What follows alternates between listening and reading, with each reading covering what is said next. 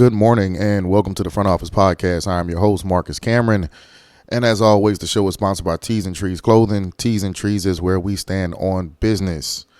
Hope everybody had a great Valentine's weekend of love, some slackness, but hope everybody had a great weekend, man. We actually had some sports going on this weekend.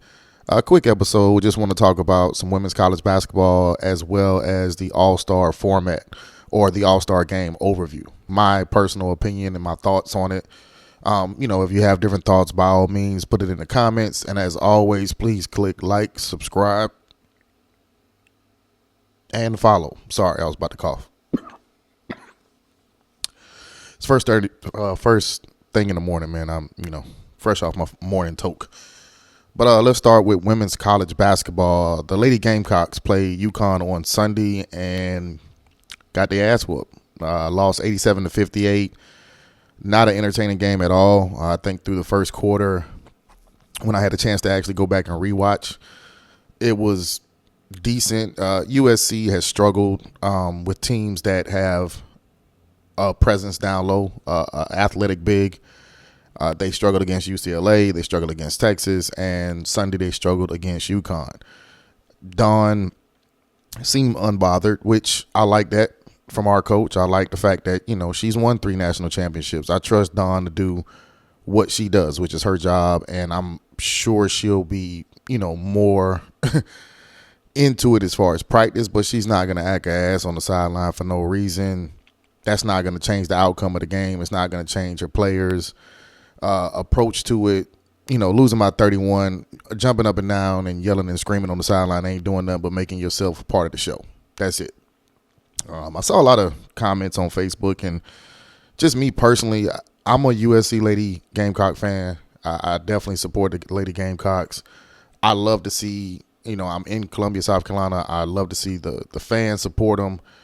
But social media gives you, how I want to say it, social media allows everybody to have an opinion. And I'm not saying that everybody shouldn't have an opinion. Everybody should have an opinion. I have an opinion. It's the reason why I started this podcast. I have an opinion just like everyone else. I'm not sure if everyone should be able to voice their opinion because I'm not sure that some of y'all actually know what you sound like when you say stuff. Say stuff like, she needs to change the rotations. This is coming from a guy I actually went to middle school with and is trash at basketball. I mean, absolute trash. But now you know about rotations. Okay. I've heard, why aren't we getting full Wally in the game earlier? It doesn't make any sense. On and on and on. And again, man, this is not a rant about people or me thinking I'm better than anybody else. It's just a rant of everybody has an opinion. Sometimes you shouldn't voice it. Dawn Staley has won 3 national championships. I believe they won the SEC like the last 6 years, or I know she's got at least 5 SEC championships. I think she knows how to do her job at a very high level. That's just my personal opinion. I think she knows how to do her job. Dawn Staley is not pulling up to your job at Bank of America and telling you how to deposit a customer's check. You know what I mean? Like, everybody should stay in their lane. Let's let Dawn cook. Let's let her do what she's going to do. And also, too, just the outcome or the way that our team is set up, you have to look at it like this. Like, we're no longer the underdog. We are no longer the team that nobody's talking about. The Lady Gamecocks are famous. They are a household name. Everybody knows who Dawn Staley is. Everybody knows who the Gamecock. That makes you a target. That makes you a major, major target anytime you go into a gym, whether you're at home, whether you're on the road, and those players have to adjust to that. Those girls have to live their regular lives like we do. We watch them and we love them and we support them, but those young ladies have regular lives. They have boyfriends or girlfriends. They have family. They have a lot of things to process besides just basketball. Just because they're athletes doesn't mean that they're not human. So, as far as the Columbia fan base, I'd like for everybody to just, let's just cool out. Let's just chill out. Let's relax. I think Dawn is fine. I think USC is fine. Is that an area of concern? Yes. Not being able to guard the paint is a very big area of concern, especially considering what we have to do when we get to the tournament. But that doesn't mean that anything can't happen. That doesn't mean Chloe Kitts can't play better. That doesn't mean Joyce Edwards doesn't erupt in the tournament and give us another run. We just got to let it play out, and let's trust the person that's in charge, which is Don Staley. Yes, give your opinions. I find it entertaining, but again, sometimes just think about what you say before you say it. That's all I'm saying, man. Our next subject is All-Star Weekend. They had a new format in the NBA All-Star Weekend. Let's talk about it. The All-Star Weekend happened this weekend. A couple of headlines. LeBron James didn't play. That's a big thing. Draymond Green with some interesting comments, and Oscar Robertson with the even more interesting response. Excuse me. And just a format, new format. 4 teams. 1 team from whoever won the Rising Stars Challenge on Friday got to play on All-Star Sunday against one of the All-Star teams. So let's get to it, man. As far as my opinion is concerned, overall, the All-Star Weekend, it wasn't a letdown in my opinion. I thought the dunk contest was great. It was the best dunk contest I've seen probably since the Zach LaVine and Aaron Gordon one. That was a really entertaining. It was good. I thought the Rising Stars Challenge was great. Celeb Game was great. 3-point contest was actually had a little bit of drama. That seemed to be great. As far as the game, the game itself. Actually, let me before I get to that, let me talk about the dunk contest for just a second. Mac McClung. I said before the weekend started, I'm tired of seeing Mac McClung go up here and try to save the dunk contest. I got to apologize to Mac McClung, man. He was amazing on Saturday night. He really was. He put on a show. He had a lot of swag about how he was doing things. The backwards dunk over the car was crazy because he jumped over the highest part of the car.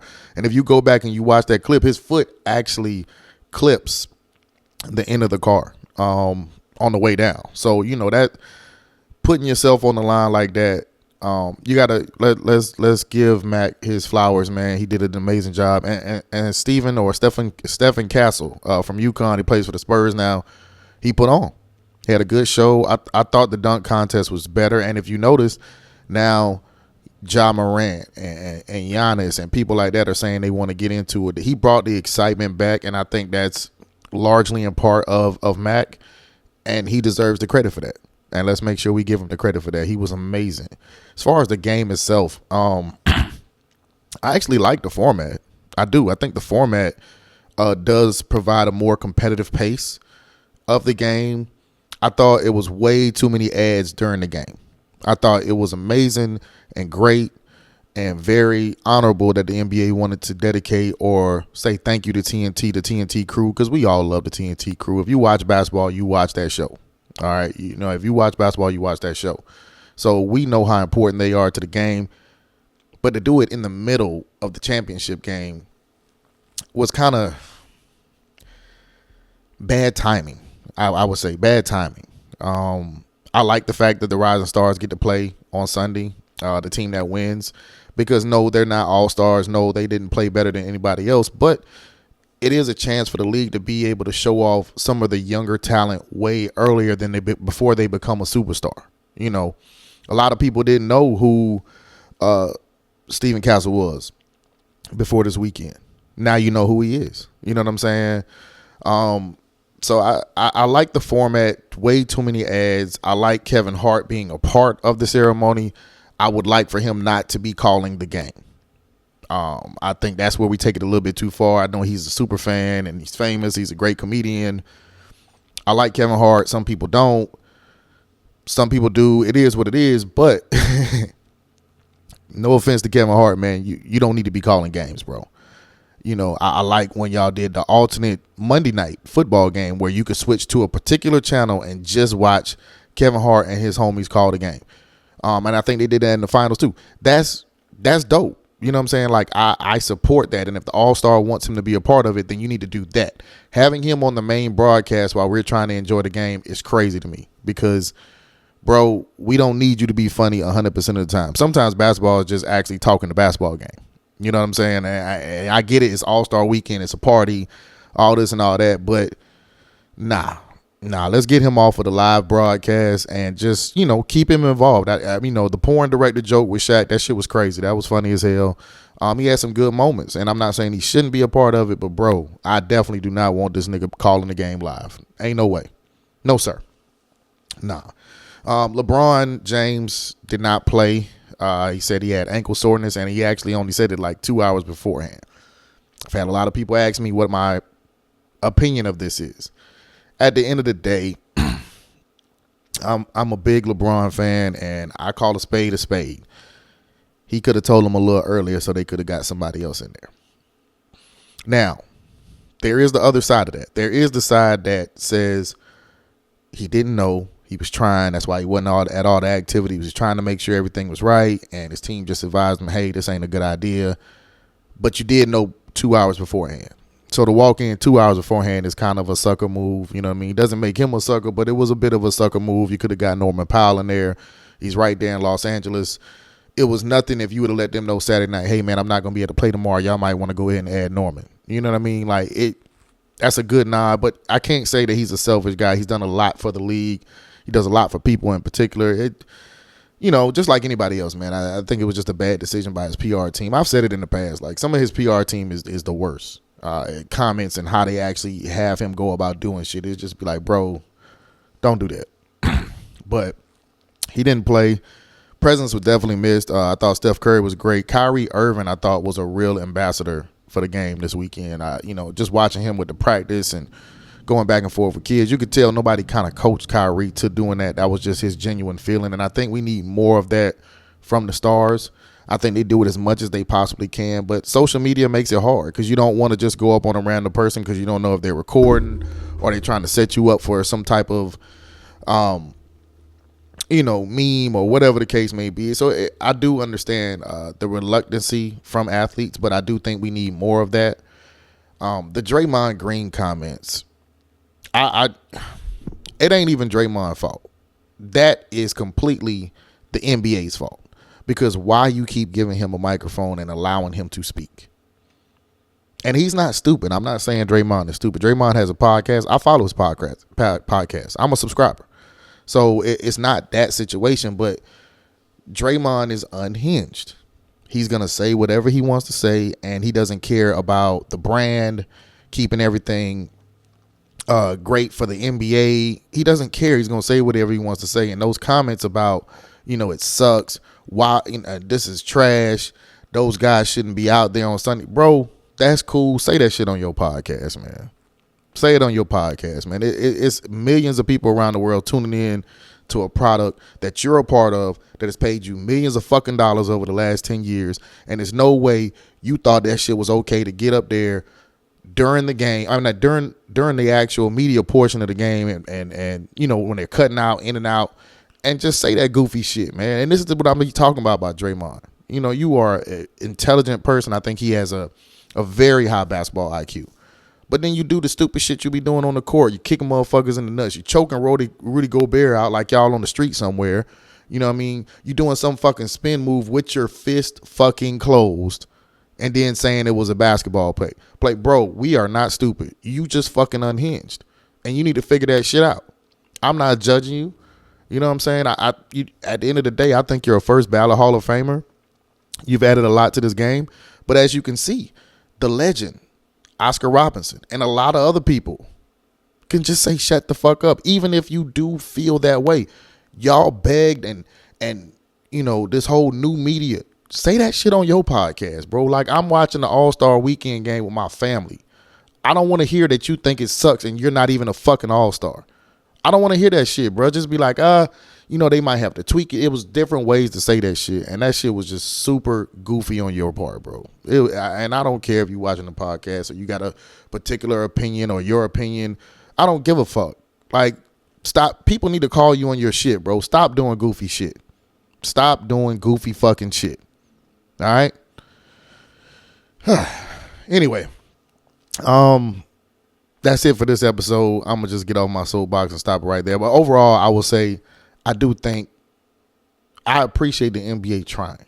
I appreciate the NBA putting in the effort to try to get the game to a better place. everything is not going to be perfect. They're probably going to have to tweak a little bit. They may have to add more, but at least they're listening to the fan base. They're listening to the ratings. They see the ratings. They're trying. For everybody who has an opinion, again, your opinion is your opinion, but if you don't have a solution, then maybe your opinion don't mean that much. You know what I'm saying? Like, maybe your opinion is just kind of you just sitting back and wanting to fucking complain about that. But, y'all think about that, man. It's Tuesday morning. I got to take my kids to school. Unfortunately, my son has some car issues. So I got to drop them off, and then I got to head to work, man. But I will be back with another NBA, with another episode once the season starts back. I believe Wednesday. Wednesday is the first game back. So we'll see how that goes, man. I'm your host, Marcus Cameron. It's the Front Office Podcast. Tees and Trees, the clothing line. Peace.